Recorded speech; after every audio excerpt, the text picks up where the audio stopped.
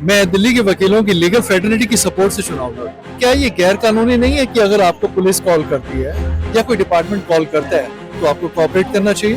बेगुनाह साबित नहीं होंगे तब तक बेल नहीं मिलेगी।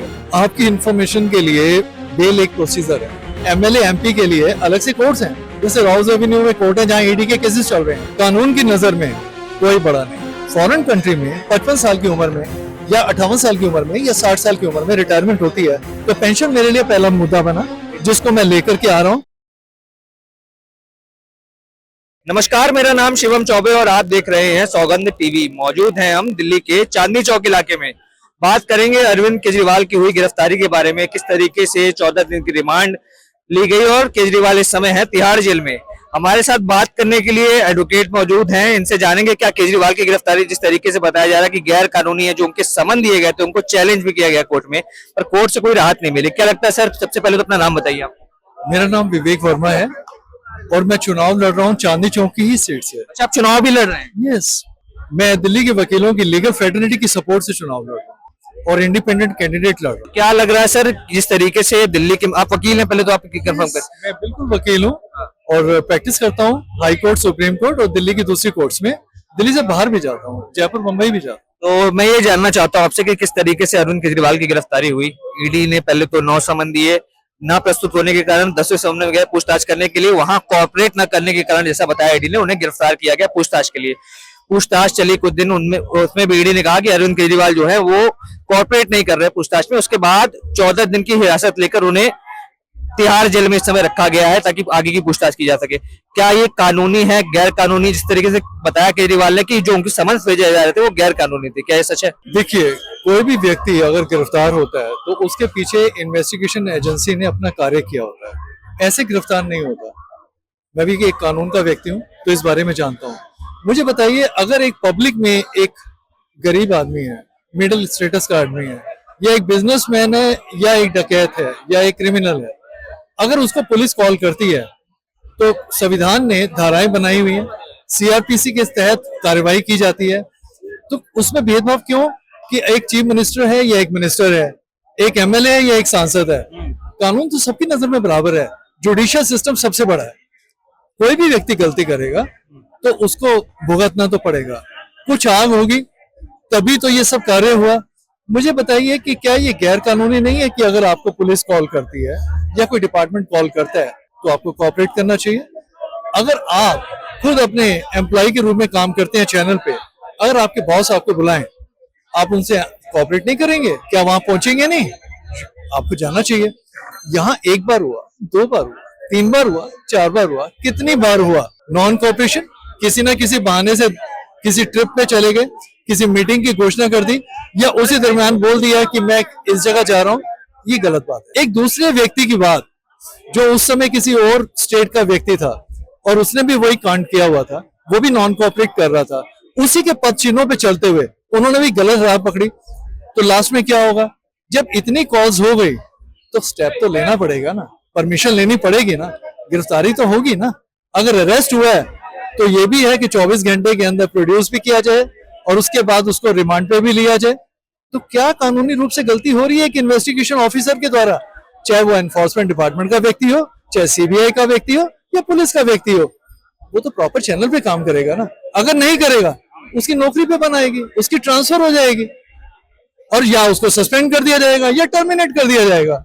क्योंकि पॉलिटिकल जो व्यक्ति फायदा उठा रहा है वो न्यूसेंस क्रिएट कर रहा है, तो क्या उसका इलाज नहीं किया जाना चाहिए? क्या लग रहा है, जिस तरीके से केजरीवाल ने बताया कि मुझे जो समन्स दिए गए थे वो कहीं ना कहीं गैर कानूनी थे, इसलिए उन्हें हाईकोर्ट में भी चैलेंज किया गया, पर हाईकोर्ट ने कहीं ना कहीं उनके जो चैलेंज को ठुकरा दिया।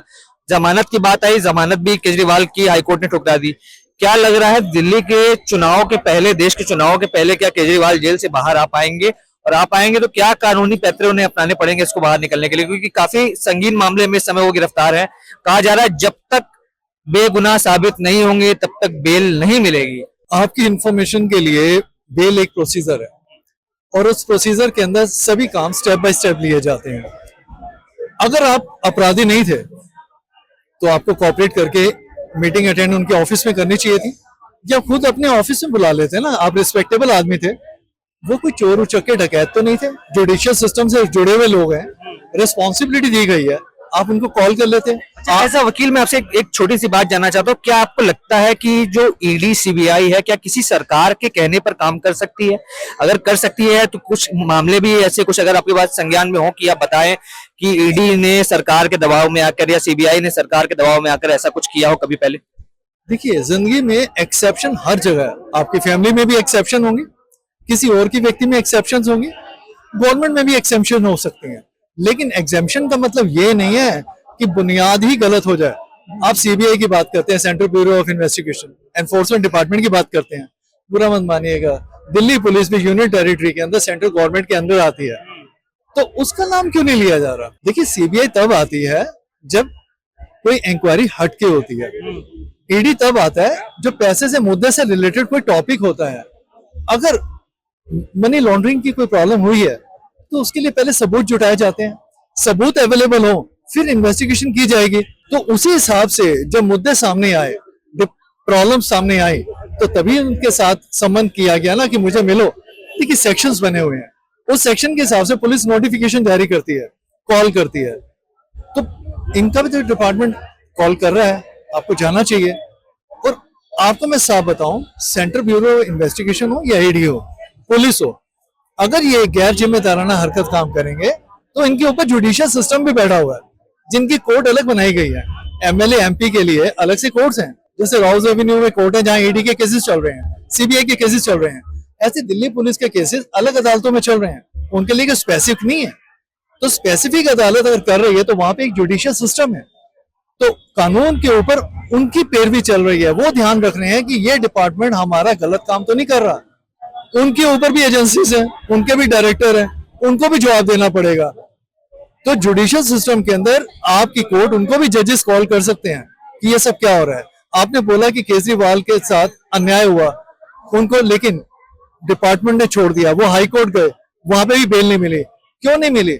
बिकॉज उनकी गलतियां नजर आ रही होंगी ना। जो आपकी इंक्वायरी की गई, उस इंक्वायरी के मुताबिक उन जजेस को, जो पूरे जुडिशियल सिस्टम को रन करते हैं, कोई बेवकूफ लोग तो है नहीं, वकील भी बेवकूफ तो है नहीं, और इन्वेस्टिगेशन एजेंसी भी कोई बेवकूफ तो है नहीं, कुछ तो है ना जिसके कारण उनको बेल नहीं हो रही। पहले भी इसी तरह ही मिस्टर सत्येंद्र जैन रहे हैं, आपके उनके उप मुख्यमंत्री भी रहे हैं, उनको भी क्यों हुआ? सर, इतना टाइम जो लगता है, सिंपल एक रीजन है, एक घोटाले के अंदर नाम आ रहा है, उस घोटाले के बारे में एकदम स्पेक्ट किया गया, पैसे की जरूरत थी, चुनाव थे, चुनाव में पैसा लगाना था, आपको अच्छी तरह पता है कि स्टेट के अंदर पैसा लगाना था, तो हर चीज में चुनाव के मामले में पैसा लेकर के ही काम किया जाता है, और उस चक्कर में आपने कोई गलत काम हो गया आपसे, तो सर भुगतना तो पड़ेगा ना। दो प्रश्न आपसे और हैं, कि दो सवाल हैं कि पहला कि क्या एक सिटिंग चीफ मिनिस्टर को अरेस्ट करना, क्या ये गैर कानूनी है? दूसरा, क्या जेल में बैठकर सरकार चलाना ये कानून के दायरे के अंदर आता है? ये दो सवाल मेरे आपसे। देखिए सर, मैं आपको साफ करना चाहूंगा, कानून की नजर में कोई बड़ा नहीं, इसलिए आप ये सोचें कि एक चीफ मिनिस्टर है उसको अरेस्ट करना गलत है, ये गलत बात है। कानून सर्वोपरि है, जुडिशियल सिस्टम से बड़ा कोई नहीं है। और आप ये सोचें कि एक व्यक्ति गिरफ्तार हो चुका है और वो सरकार जेल से चलाए, ये भी गलत है। तो मॉरल एथिक्स भी होती हैं, चरित्र भी कोई होता है। पहली बात तो यह है कि पुराने जमाने में जितने भी लोग होते थे वो रिजाइन कर देते थे अपने चरित्र के ऊपर बातें उठने पर। इसका मतलब क्या है? उनमें एक आत्मसम्मान था कि वो नहीं चाहते थे कि कोई गलत काम हो, और अपने बेटे बहू के नाम के ऊपर, अपने पिता के नाम के ऊपर लोग उस सीट से हट जाते थे। तो मुझे कि बेसिकली ऐसा क्या प्यार है पद के ऊपर कि आप जेल से सरकार रन करना चाहते हैं? क्या ये जुडिशियल सिस्टम का अपमान नहीं है? क्या आप अपना बिजनेस रन करेंगे एक जेल में बैठ करके, अपनी सरकार राजनीति के रूप में चलाएंगे? मेरे हिसाब से ये मॉरली एंड इलीगल चीजें हैं। लास्ट सवाल आपसे ये, चलिए ये दूसरों की राजनीति की बात होगी, आपने बताया आप भी चुनाव लड़ रहे हैं, चांदनी चौक से लड़ रहे हैं, क्या मुद्दे लेकर जा रहे हैं जनता के बीच में, और क्या इस बार मैसेज है कि अगर आप यहाँ जीतते हैं सीट से तो क्या नए काम करेंगे, क्या अलग हटकर काम करेंगे जो पिछली सरकारों ने नहीं करा? देखिए, विषय बड़ा गंभीर है, मुझे मजबूरी में एमपी के इलेक्शन के लिए आना पड़ा। मैंने कोई भी इलेक्शन काउंसलर का, एमएलए का या किसी बार का नहीं लड़ा, मैं सीधा ही एमपी के चुनाव में आया हूँ। रीजन क्या है? मेंबर पार्लियामेंट के अंदर पब्लिक को समझना चाहिए कि ये चुनाव होते किस लिए हैं।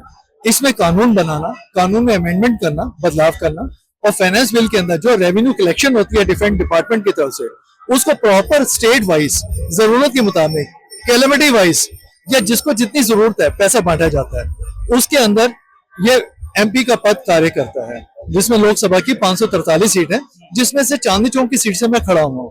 कारण आजादी के अंदर इस सीट की बहुत महत्वता थी। मैं इसी जगह से पैदा हुआ हूँ, खारी बावली चांदनी चौक में मेरा जन्म हुआ था। स्कूलिंग मैंने यहीं से एरिया से किया, मोरी गेट से। इसके अलावा मैंने दिल्ली यूनिवर्सिटी से ही पढ़ाई की। शादी भी मेरी इसी एरिया से ही कनेक्टेड है और पीतमपुरा में ही मैं रहता हूँ और वह चांदनी चौक का ही मेरा एरिया है। तो मैं चांदनी चौक का एक ठीक उम्मीदवार हूँ। इसके अलावा आपने और क्या प्रश्न पूछा था? क्या मुद्दे लेकर आ रहे हैं इस बार, क्या ऐसा काम करेंगे जो पिछली सरकारों ने नहीं किया? देखिए, मुद्दे 3 इंपॉर्टेंट मुद्दे हैं जो मैं लेके आ रहा हूँ।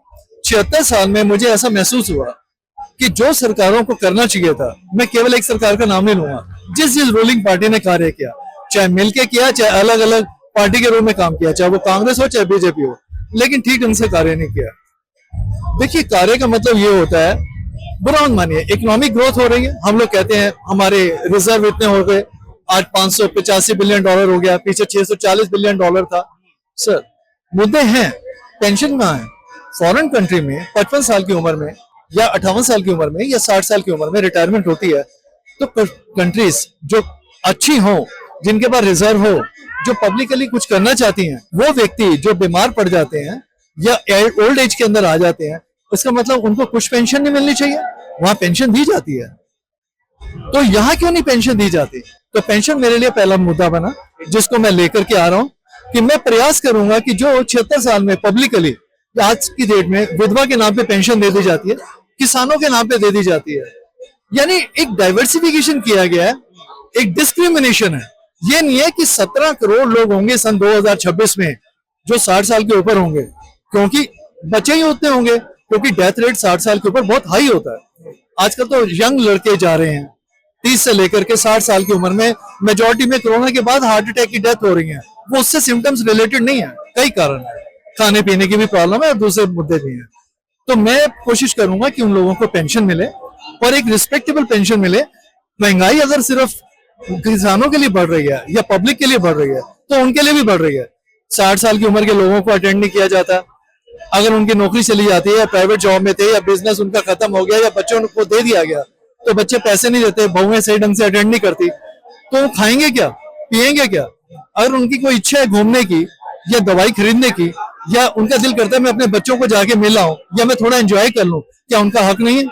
अगर एक 5,000 रुपए की पेंशन उनको रिस्पेक्टेबल मिल जाएगी, तो अपनी खुशी मना सकते हैं, अपना इलाज कर सकते हैं, अपनी इच्छा का खा पी सकते हैं, अपने लोगों से जाके मिल सकते हैं नियर डियर से। तो मेरा यही कोशिश होगी कि 542 सांसद सदस्य जो जीत के आएंगे, उनको समझाऊंगा अपनी नॉलेज से। क्यों, मैं एक पढ़ा लिखा आदमी हूं, वो भी पढ़े लिखे हैं, लेकिन मेरे पास एक्सपीरियंस है जिंदगी का 45 साल का। तो मैं उनको समझाऊंगा कि ये पेंशन जरूरी क्यों है। मैं भागूंगा नहीं, मैं संसद का बाइकआउट नहीं करूंगा, मैं अपोजिशन से भी नहीं टकराऊंगा, मैं रूलिंग पार्टी से भी उनकी रिस्पेक्ट करूंगा, स्टेट के चीफ मिनिस्टर से ही बात करूंगा, पेंशन की बात करूंगा। पेंशन दो इनको, इनका हक बनता है। ठीक है, पेंशन और दूसरे मुद्दे। दूसरा मेरा मुद्दा है एजुकेशन। आज एजुकेशन के नाम पे क्या सिस्टम है, प्राइवेट यानी कि प्राइवेट पब्लिक पार्टनरशिप जो होती है उसको बढ़ावा दिया जा रहा है। गवर्नमेंट की जो फैसिलिटीज क्रिएट की गई हिंदुस्तान के लिए शिक्षा के नाम पे, उसको को नकारा जा रहा है। एक अभी अभी सरकार दिल्ली में आई, पिछले 10 साल से क्लेम कर रही है मैं बहुत अच्छा एजुकेशन में काम कर रहा हूँ, मैंने बिल्डिंग चेंज कर दी, मैंने कंप्यूटर बना दिए, मैंने सफेदियां कर दी, मैंने काफी रिक्रूटमेंट करके टीचर्स को ले लिया। क्या उन्होंने टीचर्स को कॉन्ट्रैक्टशिप से निकाला? क्या उन्होंने नौकरियां उनको पक्की दी? क्या सैलरी उनके कॉन्ट्रैक्टशिप में बढ़ाई? नो। जब गवर्नमेंट स्कूल के तनख्वाह प्राइमरी, सेकेंडरी और हायर सेकेंडरी यानी +2 सिस्टम में इतनी अच्छी तनख्वाह है, तो क्यों नहीं उनके बराबर उनको तनख्वाह दी जाती, उनका हक दी जाता? परमानेंट जॉब क्यों नहीं क्रिएट किए जाते? आप देख रहे हैं सौगंध टीवी, सौगंध वतन की।